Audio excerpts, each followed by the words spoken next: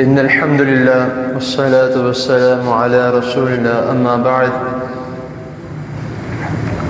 اللهم صل على محمد وبارك وسلم. أعوذ بالله السميع العليم من الشيطان الرجيم من همزه ونفسه ونفثه. نؤمن ببعض ونكفر ببعض. صدق الله العظيم. حضرات محترم،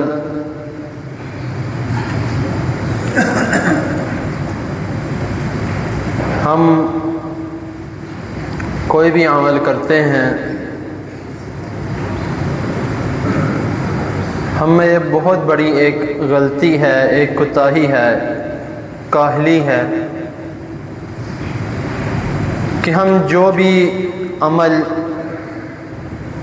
کوئی بھی کام کرتے ہیں تو اس کو آدھا ادھورا چھوڑ دیتے ہیں۔ کوئی بھی دینی لحاظ سے نماز پڑھتے ہوں یا کوئی اور دین کے لحاظ سے کام کرتے ہیں، ہم یہ کہتے ہیں کہ اتنا کر لیا ہے کافی ہے، اللہ تعالیٰ یہ قبول کر لیں گے۔ لیکن جب ہم دنیاوی لحاظ سے کوئی کام کرتے ہیں، مثال کے طور پہ کسی دکان پر ہم کوئی کپڑا وغیرہ یا موبائل وغیرہ اس طرح کی چیز ہم جب لینے جاتے ہیں تو ہمیں تب تک سکون نہیں ملتا جب تک ہمارا مطلب کی چیز نہ مل جائے۔ آپ کسی کپڑے والی دکان پہ جاتے ہیں، اس کو کہتے ہیں کہ وہ پیچھے والا جو فریش پیس پڑا ہوا ہے وہ مجھے اتار کے دو، نکال کے دو۔ اس کو نکلوا بھی لیتے ہیں، لیکن جب تک اس کو خود کھول کر چیک نہ کر لیں تب تک تسلی نہیں ہوتی۔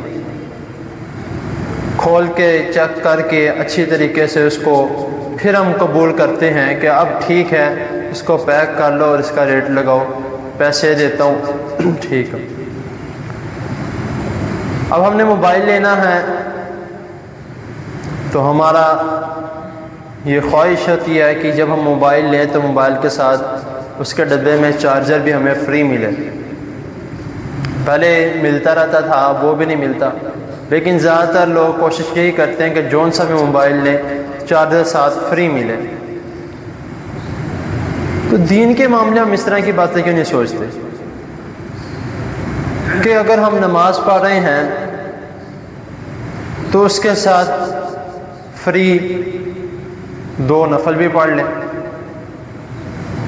یا نماز پڑھ کے فارغ ہوئے ہیں، ہمارا یہ حال ہے کہ سلام ہم پہلا سلام جس جگہ پر بیٹھے ہیں وہاں پہ پھیرتے ہیں اور دوسرا سلام ہمارا جوتیوں والی جگہ پر جا کے پھرتا ہے۔ یعنی کہ اتنی جلدی کہ پتہ نہیں اب وہ جو نماز پڑھی ہے اس میں بھی اتنی جلدی میں، یا یہ سوچنے کی وجہ سے کہ میری دکان کا کیا ہو رہا ہوگا، وہ نماز بھی پتہ نہیں صحیح سے پڑھی گئی ہے کہ نہیں۔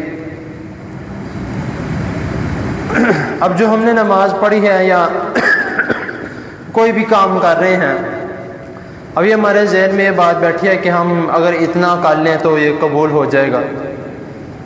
یہ میری بات ذرا توجہ سے سن لیں کہ جن اعمال پر یا جو نیک چیزیں، نیک کام رسول اللہ صلی اللہ علیہ وسلم نے جو بتائے ہیں یا قرآن مجید میں اللہ تعالیٰ نے ہمیں حکم دیا ہے، ان میں سے بہت کم چیزیں ایسی ہیں جن کے متعلق چھوٹ دی گئی ہے۔ مثال کے طور پر نفلی روزے ہیں، اس کے متعلق حکم دیا گیا کہ اگر دل چاہتا ہے تو رکھ لو، دل چاہتا ہے نہ رکھو۔ اس کا یعنی کہ گناہ کا نہیں کوئی کہا گیا کہ اگر نہیں رکھتے تو بہت گناہ ملتا ہے، اس کے بارے میں نہیں کہا گیا۔ لیکن نماز کے بارے میں حکم ہے کہ جس طرح رسول اللہ صلی اللہ علیہ وسلم نماز پڑھی ہے اسی طرح نماز پڑھو گے تو نماز قبول ہے۔ ہم کہتے ہیں کہ نماز کا یہ کام کر لیں، یہ کرنے سے نماز تو قبول ہو جائے گی نا، اگر یہ کام نہ کریں، یہ کر لیں، یہ کام نہ کریں، نماز تو قبول ہو جائے گی۔ جس طرح رسول اللہ صلی اللہ علیہ وسلم کے بارے میں آتا ہے کہ آپ صلی اللہ علیہ وسلم جب نماز ادا فرماتے تو رسول اللہ صلی اللہ علیہ وسلم سورہ فاتحہ مکمل کرنے کے بعد آمین بلند آواز سے کہتے تھے۔ ایک یہ حکم ہے، اس کے اگینسٹ کوئی حکم نہیں ملتا کہ آپ صلی اللہ علیہ وسلم آمین آہستہ آواز سے کہتے تھے۔ جہاں پہ بھی آپ دیکھیں گے تو آپ کو یہ سامنے ملے گا کہ آپ صلی اللہ علیہ وسلم آمین بلند آواز سے کہتے تھے۔ اب مجھے ایک صاحب کہہ رہے تھے کہ اگر آمین ہم آہستہ آواز سے کہیں نماز تو قبول ہو جائے گی نا، نماز تو نہیں نا ضائع ہوگی ہماری۔ اب رسول اللہ صلی اللہ علیہ وسلم جس حدیث میں یہ حکم دیا ہے کہ آمین بلند آواز سے کہو، ادھر آپ صلی اللہ علیہ وسلم نے یہ نہیں کہا کہ اگر آواز اونچی رکھ کے کہو گے تو قبول ہو جائے گی، آواز آہستہ رکھ کے کہو گے تو قبول نہیں ہوگی۔ ادھر بس حکم ہے کہ کرنا ہی کرنا ہے۔ تو یہ اب ہماری اپنی سوچ ہے کہ قبول تو ہو جائے گی، کس طرح قبول ہوگی جب ہم اپنے معاملات میں کسی قسم کا کوئی کمپرومائز پسند نہیں کرتے، تو نماز میں یا عبادت میں ہم اس طرح کا کمپرومائز کیوں کرتے ہیں؟ یہ ذرا سوچنے والی بات ہے۔ جب اللہ تعالیٰ قرآن جی میں فرما رہے ہیں کہ نؤمن ببعض ونکفر ببعض، کہ بعض آیتوں پر بعض احکامات پر تم عمل کر لیتے ہو، بعض کو چھوڑ دیتے ہو، یہ اپنی من مانی کرتے ہیں۔ تو یہ ہم کس طرح کہہ سکتے ہیں کہ ہم اللہ تعالیٰ کی بات مان رہے ہیں؟ ہم نماز پڑھنے آ رہے ہیں کس کے لیے؟ اللہ تعالیٰ کے لیے، لیکن ہم مرضی کس کی کر رہے ہیں؟ اپنی مرضی کر رہے ہیں۔ تو کس طرح ہم اللہ تعالیٰ کے لیے نماز پڑھ رہے ہیں؟ آپس میں ہم لڑائی جھگڑے کر رہے ہیں تو پھر ہم ایک دوسرے کو معاف کر دیتے ہیں کہ جہاں میں معاف کیا تجھے، میں نے اللہ تعالیٰ کے لیے معاف کر دیا، لیکن بعد میں کسی اور کے پاس جا کے اس کی چغلی کر رہے ہیں۔ کس طرح اللہ تعالیٰ کے لیے معاف کیا؟ اس کو تو نہیں کہیں گے کہ اللہ تعالیٰ کے لیے معاف کیا۔ یہ ہمارے دلوں میں جو بات بیٹھ چکی ہے کہ ہم نے یہ کام کر لیا، اتنا کر لیا تو کافی ہے۔ ایک اور چھوٹی سی دنیاوی مثال دیتا ہوں کہ جو گاڑی ہے اس کو ہم چلاتے ہیں، جب تک اس میں ڈرائیور نہ بیٹھے گاڑی چل جائے گی؟ گاڑی نہیں چلے گی۔ موٹر سائیکل ہے، سائیکل ہے، کھانے والی چیزیں دیکھ لیں، کوکر ہم نے گھر میں رکھا ہوا ہے کھانا پکانے کے لیے، اگر اس میں ہم نے کوئی گوشت وغیرہ یا کوئی سالن بنانا ہے، جب تک اس میں مسالے وغیرہ نہیں ڈالیں گے سالن بن جائے گا؟ نہیں بنے گا۔ تو اسی طرح جب تک ہم اپنے جو نیک اعمال ہیں یا نماز ہے، عبادات ہیں، ان کو مکمل طریقے سے ان پر عمل نہیں کریں گے تو کس طرح اللہ تعالیٰ قبول کریں گے؟ یہ باتیں دماغ سے نکال دیں کہ یہ اتنا کو ہم عمل کر لیں گے تو قبول ہو جائے گا۔ قطعاً قبول نہیں ہوگا جب تک ہم مکمل طریقے سے اس پر عمل نہیں کریں گے۔ جس طرح نماز مکمل ہے کہ آپ صلی اللہ علیہ وسلم نے یہ حکم دیا، رسول اللہ صلی اللہ علیہ وسلم نے فرمایا کہ صلو کما رأیتمونی اصلی۔ ادھر یہ نہیں کہا کہ آپ صلی اللہ علیہ وسلم نے کہ جتنی نماز تمہیں آتی ہے تم پڑھ لو، جس طرح مجھے پڑھتے دیکھا اسی طرح پڑھنی ہے۔ اگر ادھر ادھر ہو گئے تو نماز قبول نہیں ہے۔ بے شک ہم کہیں کہ اس طرح پڑھنے سے قبول ہو جائے گی، فلاں مولوی نے کہا ہے، اس طرح پڑھنے سے قبول ہو جائے گی، فلاں امام صاحب نے کہا ہے۔ جس جگہ پر رسول اللہ صلی اللہ علیہ وسلم کی بات آ جائے وہاں پہ کسی اور کی بات نہیں چلنی۔ تو اسی لیے ہمیں کوشش یہ کرنی ہے کہ جس طرح ہمیں حکم دیا ہے کم از کم جو ہم اعمال کر رہے ہیں وہ تو اچھے طریقے سے کیے جائیں، ان کو بھی ہم آدھا ادھورا چھوڑ دیتے ہیں، یہ اتنا کر لیا ٹھیک ہے، اتنا نہیں کرتے تو کوئی بات نہیں۔ اس طرح یہ عبادت نہیں، یہ صرف اور صرف اپنی ایک سمجھ لے کہ ہم کہتے ہیں کہ ڈیوٹی کے مطابق ہم یہ کام کر رہے ہیں، ڈیوٹی پہ ہم صبح جاتے ہیں شام کو واپس آتے ہیں، تو اب یہ نماز کو بھی ہم نے اپنی ڈیوٹی سمجھ لیا کہ اذان ہی ہوئی ہے ہم نے نماز پڑھنی، نماز پڑھ کے گھر چلے جانا۔ نماز اگر ہمیں عبادت سمجھ کے کریں گے تو انشاءاللہ تعالیٰ سب کچھ جو ہم اس نماز میں کریں گے سب کچھ ہمیں کرنے کا ایک لطف بھی آئے گا اور ہماری دعائیں بھی قبول ہوں گی۔ جب ہم نے اپنے طریقے سے چلنا ہے، اپنے مطابق اگر دین کو چلانا ہے تو پھر ہمارا کچھ بھی قبول نہیں ہوگا۔ ہم نمازیں پڑھتے رہیں، دعائیں کرتے رہیں، کچھ بھی قبول نہیں ہوگا۔ یہ اب ہماری اپنی سوچ ہے، ہم نے اپنا آپ کو جب تک نہیں بدلنا تب تک کچھ بھی نہیں ہو سکتا۔ تو اسی لیے کوشش کریں کہ جب بھی نماز کے لیے آئیں، کوئی بھی عبادت کریں، چھوٹی سی چھوٹی بھی عبادت ہو اس کو نہ چھوڑیں، چھوٹی سی چھوٹی نیکی ہو اس کو نہ چھوڑیں۔ اکثر اس طرح ہوتا ہے کہ کوئی چھوٹی نیکی ہے ہم اس کو اس لیے چھوڑ دیتے ہیں کہ یہ چھوٹی نیکی ہے، یا کوئی چھوٹا گناہ ہے ہم اس کو اس لیے کر لیتے ہیں کہ چھوٹا گناہ ہے، اس کو کرنے سے ہمیں کتنا کو گناہ مل جائے گا، چھوٹا کو گناہ مل جائے گا، ٹھیک ہے بعد میں معافی مانگ لیں گے، یہ طریقہ بھی غلط ہے۔ جب تک ہم چھوٹی نیکی نہیں کریں گے بڑی نیکی نہیں کر سکتے، جب تک ہم چھوٹے گناہ سے نہیں بچیں گے بڑے گناہ سے نہیں بچ سکتے۔ تو اسی لیے کوشش یہ کرنی ہے کہ ایک تو سب سے پہلے یہ بات دماغ سے نکال دیں کہ ہم اتنا کو عمل کر لیں گے تو ہمارا قبول ہو جائے گا، پورا کرنے کی ضرورت نہیں ہے۔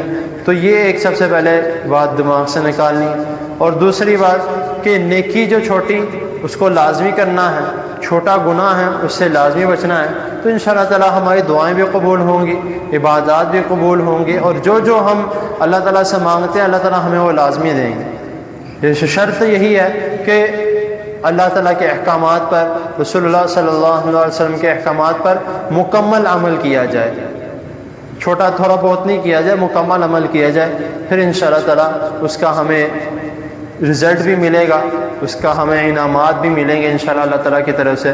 تو یہ ہم کر کے دیکھیں اور دوسروں کو بھی کہیں کہ جو اللہ تعالیٰ نے کہا بس اس پر اٹل ہو جائے، اپنی مرضی کریں گے تو پھر ظاہری سی بات ہے جتنا اپنی منمانی کریں گے اتنا ہی ہم سمجھ لیں کہ کنویں میں گرتے جائیں گے، جہنم میں گرتے جائیں گے، یا برائی کی طرف ہم جاتے رہیں گے۔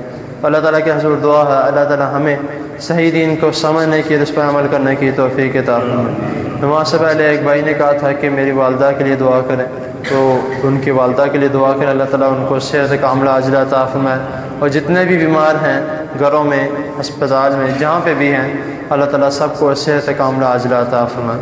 الحمدللہ رب العالمین والعاقبۃ للمتقین، اللهم صل على محمد وعلى آل محمد كما صليت على إبراهيم وعلى آل إبراهيم إنك حميد مجيد، اللهم بارك على محمد وعلى آل محمد كما باركت على إبراهيم وعلى آل إبراهيم إنك حميد مجيد، ربنا آتنا في الدنيا حسنة وفي الآخرة حسنة وقنا عذاب النار، ربنا ظلمنا أنفسنا وإن لم تغفر لنا وترحمنا لنكونن من الخاسرين، اللهم اشف مرضانا ومرضى المسلمين، اللهم اشف مرضانا ومرضى المسلمين، اللهم اشف مرضانا ومرضى المسلمين، اذهب البأس رب الناس واشف أنت الشافي، لا شفاء إلا شفاؤك شفاء لا يغادر سقما، يا شافي الأمراض اشف مرضانا ومرضى المسلمين، اللهم أعز الإسلام والمسلمين، اللهم انصر الإسلام والمسلمين، رب ارحمهما كما ربياني صغيرا،